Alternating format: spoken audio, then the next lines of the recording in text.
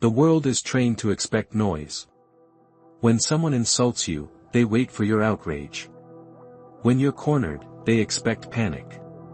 When you're accused, they wait for your defense. It's a cycle, a pattern. But what happens when you break it? What happens when, at the very moment they expect your reaction, you disappear? That's when you become dangerous. Disappearing is not retreat. It is a disruption.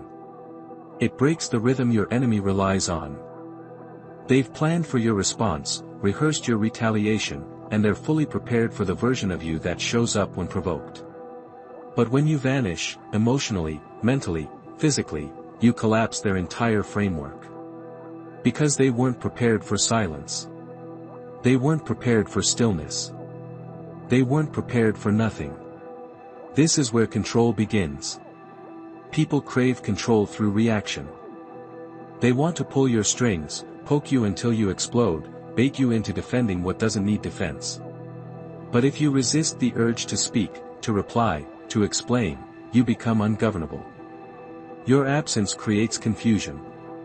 It plants doubt. It turns their confidence into paranoia. Imagine this: they insult you publicly. They wait for the outrage, the back and forth, the defensive storm. But instead, nothing. You're gone. No words. No retaliation. No presence. Days pass. Then weeks. And in that void, something strange begins to happen. They begin to talk to themselves.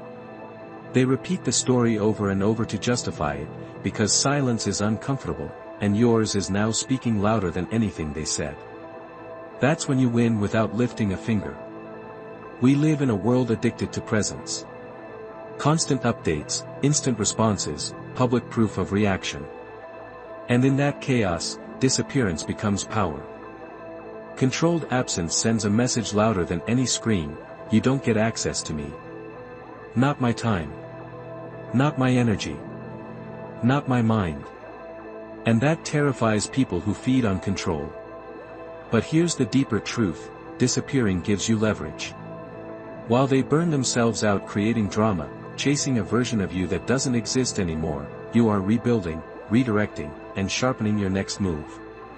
You are no longer reactive, you are strategic. And strategy lives in the shadows, not in noise. Disappearing also gives you space to see clearly. When emotions are high, clarity is low. Reaction is driven by ego. Silence is driven by discipline. And from discipline comes dominance.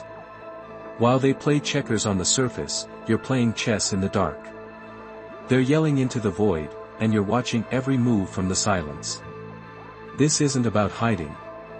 It's about becoming invisible at will. Showing up when it matters, vanishing when it's strategic. And when you do appear again, it's not to react, it's to take over.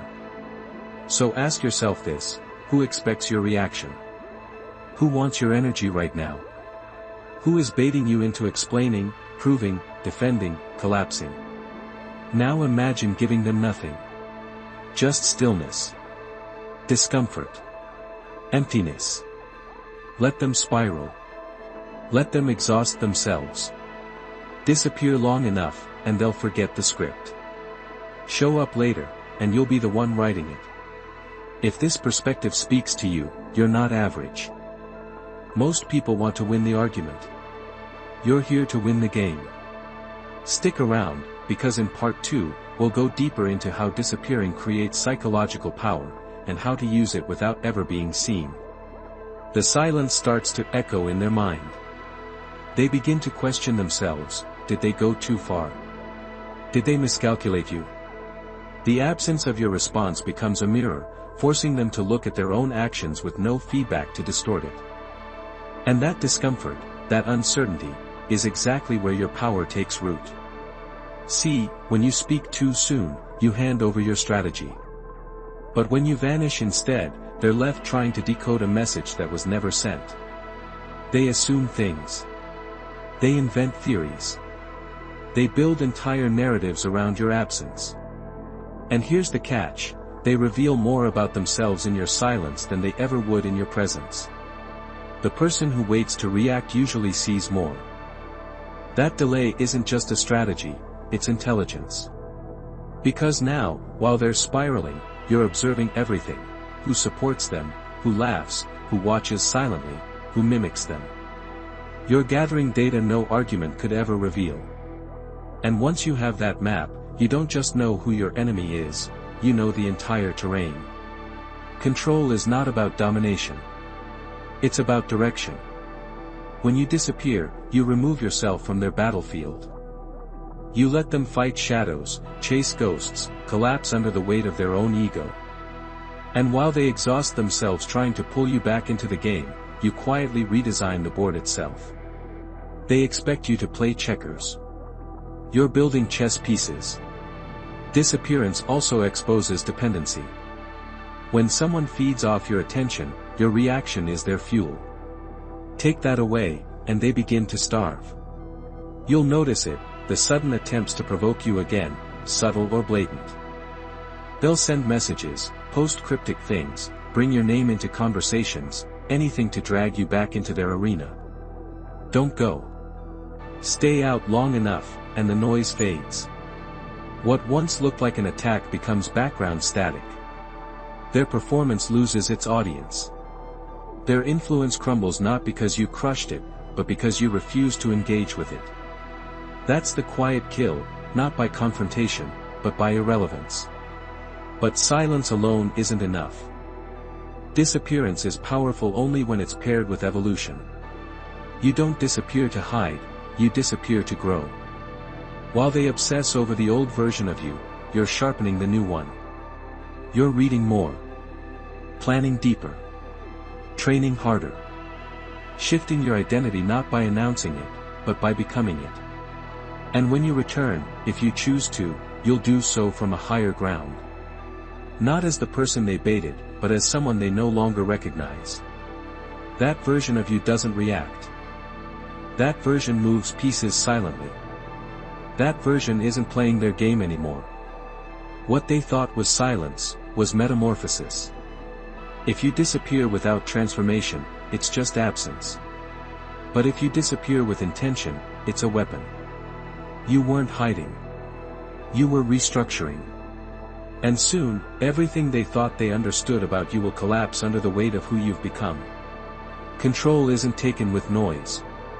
It's seized in stillness. But to master that stillness, you have to learn the discipline of detachment, and how to use it without losing yourself. Detachment isn't coldness. It's clarity. Most people react because they're emotionally entangled. They take everything personally, so their responses are driven by insecurity, pride, or the need to prove a point. But when you master detachment, you free yourself from that pull. You no longer respond to things that don't deserve your energy, because you see them for what they are, noise. Disappearing, in this sense, becomes a sacred ritual of refinement. It's when you retreat into yourself not to escape, but to filter. You begin to separate what matters from what merely shouts. You start recognizing the difference between threats and distractions, between enemies and amateurs. And as the fog lifts, so does your power. They expect you to be reactive because that's what everyone else does. Most people can't sit with discomfort. They want to respond, explain, lash out, clear their name. But the person who resists that urge, the one who watches, who waits, who quietly becomes sharper while everyone else burns out, that person doesn't just win. They change the game. And here's the uncomfortable truth: silence creates imbalance. People don't know where to place you anymore. You're no longer predictable. You're no longer dancing to the same rhythm. And that unpredictability, when done with purpose, is one of the most feared traits in power.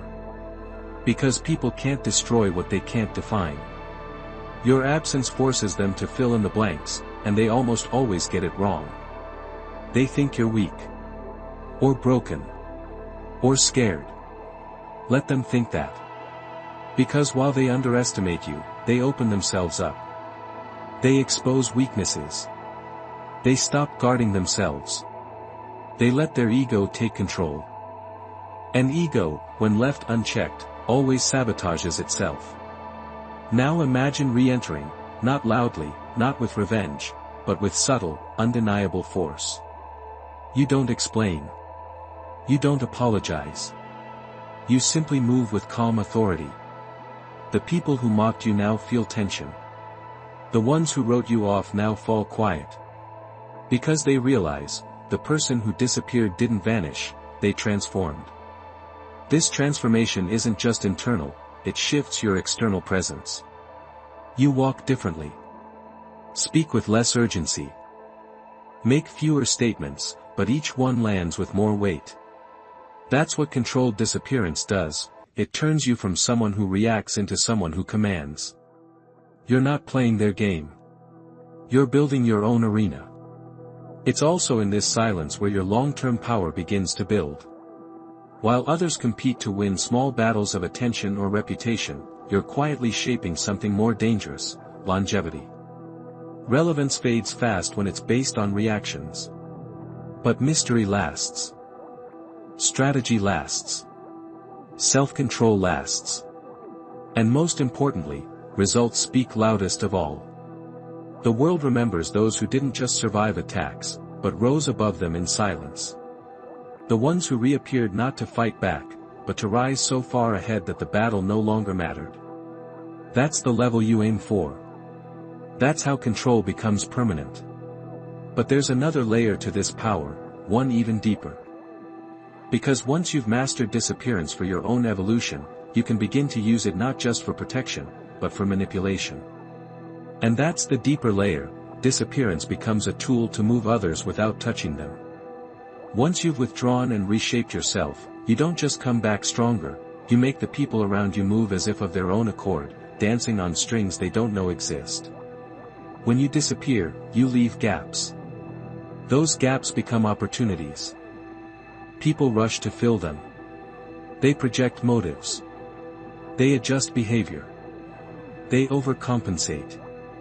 And in doing so, they reveal their plans, their alliances, their fears, the very things you would have had to dig for if you'd stayed visible, reactive, loud. Now they bring it to you. You don't ask. They volunteer the information. You didn't have to push. You simply stepped back, and the game self-exposed. That's how influence grafts itself silently. You become the still center while the chaos around you rearranges itself to accommodate whatever you've chosen to withhold. The person who chases reaction gives away control. The one who disappears makes others chase their absence, and in the chase, the pursuers exhaust themselves, fracture, and reveal the cracks in their own armor. Notice how people behave when a key voice goes quiet in a room.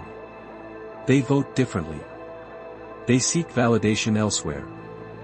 They substitute your absence with their own noise, trying to fill the void. That noise becomes predictable. That predictability becomes leverage. You don't have to speak to command obedience. You don't need to be seen to be followed. When your absence makes people uncomfortable enough, they start aligning preemptively, changing their moves to avoid the silent consequence they can't name. You've primed them without pointing a finger. That's the art of indirect control. You've taught them to play around your shadow. This is why disappearance, when wielded with precision, can turn former aggressors into quiet collaborators. They keep trying to test the silence, hoping to force a response, only to realize the silence is not ignorance, it's design. They begin adjusting their own behavior, seeking your unspoken permission, unconsciously calibrating themselves to your rhythm. You didn't grant that influence. You just removed your noise, and they bent to the vacuum you left, thinking they were the ones who changed. There's a difference between void and vacuum. A void is absence with no effect. A vacuum pulls. Strategic disappearance becomes a vacuum, a force field that reshapes the flow of energy around it. The more they push into that field, the more their momentum bends toward you, not because you pushed, but because you weren't there to block movement. They end up serving your purpose while believing they're acting freely. You can use this to dismantle coalitions quietly. Withdraw presence from one faction and watch infighting surface. Refuse to react to the drama they manufacture about you, and the ones closest start policing themselves, because the uncertainty of your next move makes their own power feel shaky. In their attempt to regain control, they fracture the unity they had when you were visible and predictable. And yet, the same tool can be turned into a shield. When the world is seeking to drag you into conflict, when opponents try to bait you into defending, explaining, justifying, disappear again. Let their narrative spool out empty. The louder they scream into the void you create, the clearer it becomes to others that they're the ones entangled, not you. Their credibility bleeds while your reputation hardens, because people sense the difference between frantic presence and controlled absence. This stage is where most people betray themselves. They confuse silence with surrender. They think vanishing means they've lost influence. That's when they pop back too early, too obvious, and surrender the entire advantage. Real mastery is holding the pause long enough for others to exhaust their momentum, then reappearing, not to explain the gap, but to reset the baseline. You don't justify disappearance. You let what you've done ripple forward, and you show up with a new current already in motion. Power built on reaction burns quickly. Power built through orchestrated absence endures because it rewrites the expectation.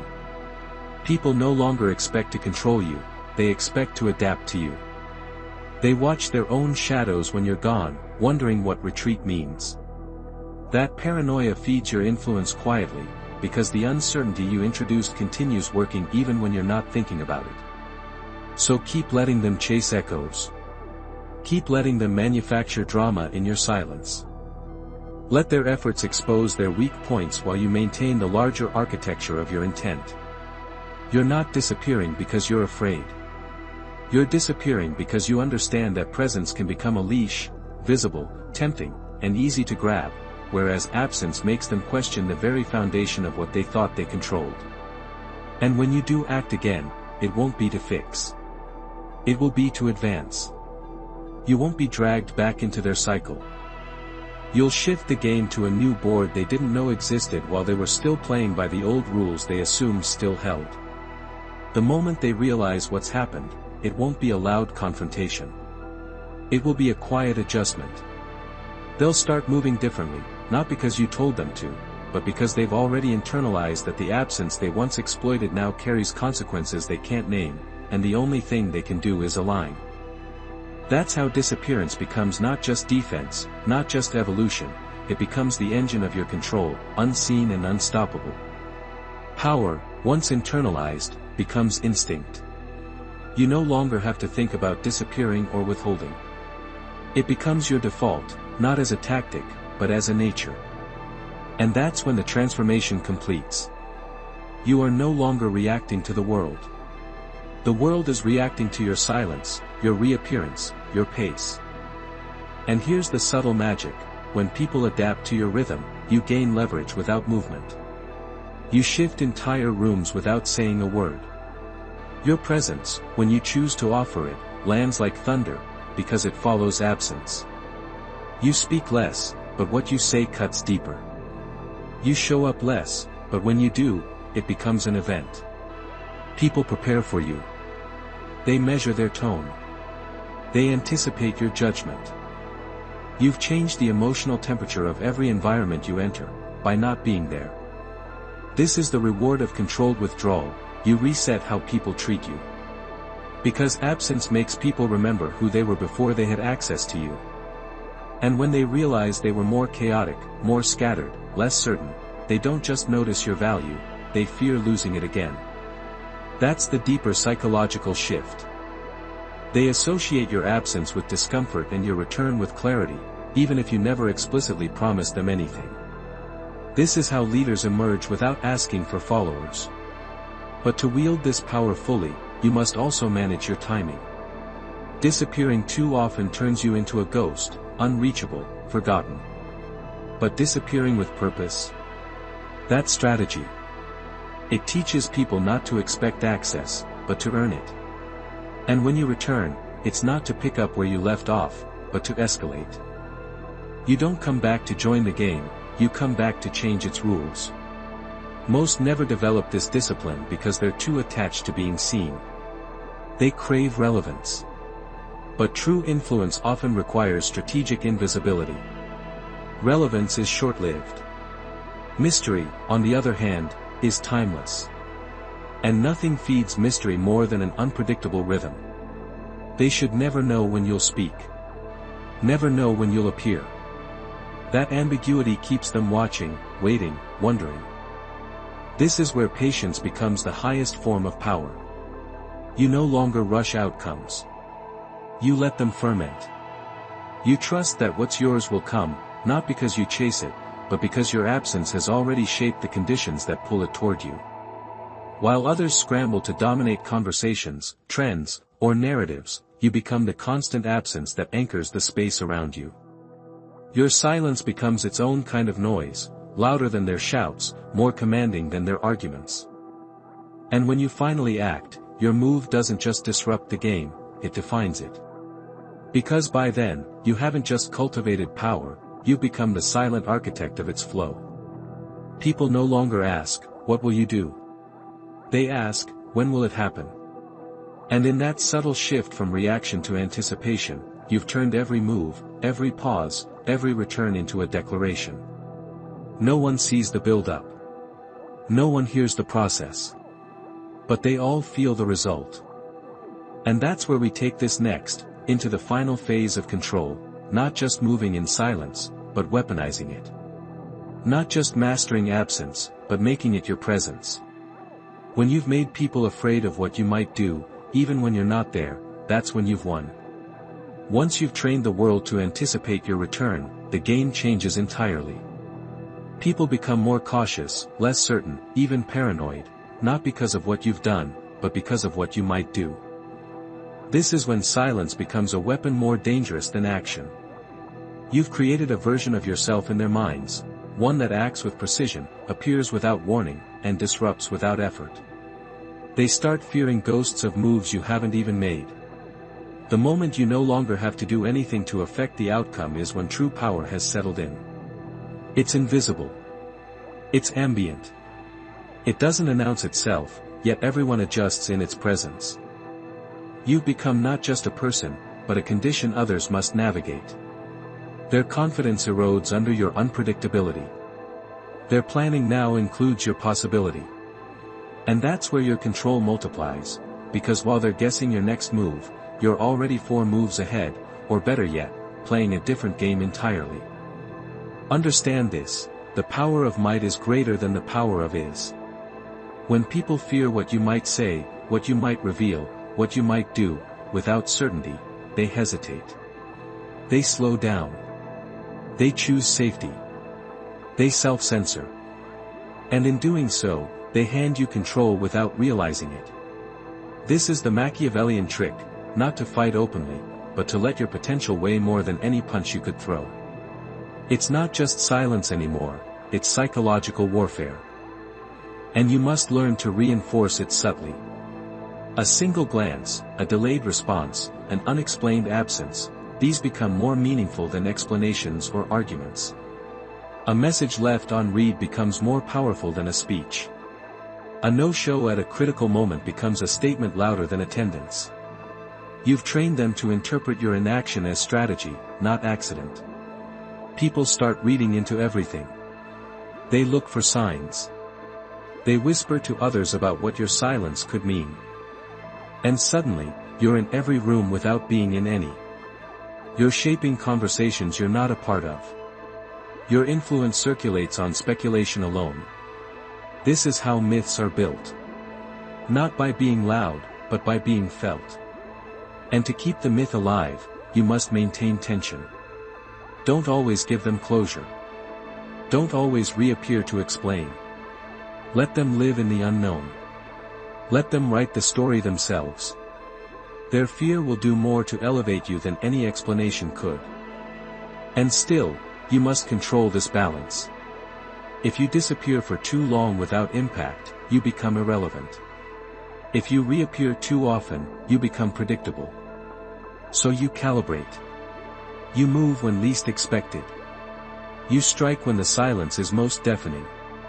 You show up not to be part of the noise, but to reset the entire frequency. The beauty of this strategy is that it scales with time. While others age into desperation, shouting louder, doing more, trying to stay relevant, you evolve into subtlety. You say less, you do less, but every move expands in weight. You no longer hustle for attention. Attention orbits you. Not because you're chasing it, but because you've made yourself the rarest presence in the room. That's the pivot, from disappearing as protection to disappearing as dominance. You've created your own gravitational field, and now everything and everyone has to rotate around it, not because you demanded it, but because you earned it in silence. Now the real question becomes, how do you protect this power once it's formed? Because at this stage, threats don't come directly. They arrive disguised, as praise, as opportunity, as connection. The next evolution isn't just about what you withhold. It's about who you allow near you, and how you stop them from breaking the spell. The higher you rise in silent control, the more dangerous the invitations become. People will start to flatter you, not out of admiration, but calculation. They'll offer you seats at their tables, visibility in their circles, and tempting collaborations that seem to echo your values. But hidden beneath the praise is a subtle effort to draw you out. To make you react. To get you back into the open, where they can study you, anticipate you, and ultimately disarm you. This is the paradox of silent power. The more powerful you become in the shadows, the more desperately others will try to drag you into the light. It won't always look like sabotage. Often, it will look like trust. But every invitation, every request for vulnerability, every offer to connect more deeply, must be inspected like a threat, because it is one. The more people know how you think, what you feel, or what you plan, the more predictable you become. And once predictable, you're vulnerable. Machiavelli warned of this often: the greatest trap is not your enemy's sword, it's your admirer's smile. Because once you re-enter the game emotionally, once you respond to flattery, or take offense at critique, or start explaining yourself, you've stepped back into their arena. And you've traded control for comfort. At this stage, your greatest weapon is not your intellect, it's your selectivity. Who you allow access. What you respond to. How rarely you explain yourself. Each boundary you hold reaffirms your authority. Not because you say no loudly, but because you don't need to say anything at all. Let others talk. Let them speculate. Let them wonder if you're even paying attention. That uncertainty will keep them aligned, cautious, and deferential. You lose that the moment you open the door too wide. And here's the trap most fall into: they mistake curiosity for respect. Just because people want to know you doesn't mean they value you. Often, they just want to understand you enough to control you. And if you let them decode you, they'll start to reduce you, to words, to patterns, to theories. And once that happens, you're no longer a force. You're just a figure. You're explainable. Replaceable. So protect the myth. Refuse to be fully seen. Let them worship a silhouette. Let them bow to a shadow. The less they know, the more they imagine. And imagination always gives you more leverage than information. But here's the deeper truth: your silence must be mirrored inside you as well. If you're still raging inside, reacting mentally, overthinking every interaction, you haven't mastered the game. The true shift comes when you no longer even internally react. When your default response to disrespect is disinterest. When you're so focused on the longer arc of power that momentary offenses slide past you like wind against a mountain. At that level, you're no longer fighting battles. You're building kingdoms. And just before we enter the final phase, understand this: your disappearance is no longer about running away, it's about positioning. You disappear from what drains you, what distracts you, what diminishes you. Not out of fear, but out of intent. You choose invisibility the way a sniper chooses high ground, not to hide, but to aim. Because once you're positioned right, your silence won't just command the room. It will end the war before it starts. When you've mastered the art of disappearing at precisely the moment they expect a reaction, you've inverted the entire structure of dominance. Your enemies wait for retaliation. They prepare for confrontation. They whisper in corners, anticipating your vengeance, sharpening their own strategies for a war they believe is coming. But you're not fighting. You're building. You're not reacting. You're evolving. And this unnerves them more than any open attack could. Because power that's visible can be measured, challenged, defended against. But power that moves in silence, that adapts without warning, that grows while they're watching the wrong front, that power is unstoppable. This is the final form of the strategy, not just to disappear, not just to manipulate tension, not just to withhold reaction, but to use every absence as strategic transformation. You vanish, and when you return, you're no longer what they were prepared for. You're a different shape entirely. You've developed new alliances, new leverage, new insight. And by the time they realize it, they're playing catch-up in a game that already changed while they were still scheming. You see, the goal isn't to vanish forever. It's to control when you appear and how. The illusion of distance buys you the time to grow stronger, smarter, more dangerous. It gives you space to observe your enemies without the distortion of their expectations. And most importantly, it denies them the one thing they need to defeat you, your predictability. Because a person who always reacts can be manipulated. A person who always responds can be triggered. But a person who chooses when to engage is untouchable. And when you finally return, not to defend yourself, not to retaliate, but to redirect the entire game, you don't need to shout. You don't need to argue. You don't even need to win. You've already won by outlasting the noise. The ones who mocked you have grown loud, desperate, tired. They've revealed their positions. They've made their moves. And now they're exposed. Open. Fragile. And this is where you strike, not with fury, but with precision. Not with emotion, but with inevitability. You take what's yours without apology. You shift the outcome without permission. And you disappear again, before anyone can adjust, recover, or respond. By now, they understand, you're not just playing the game better. You are the game. Let them talk. Let them chase shadows. Let them try to calculate your silence. You've become what Machiavelli revered most, not just feared, but unknowable.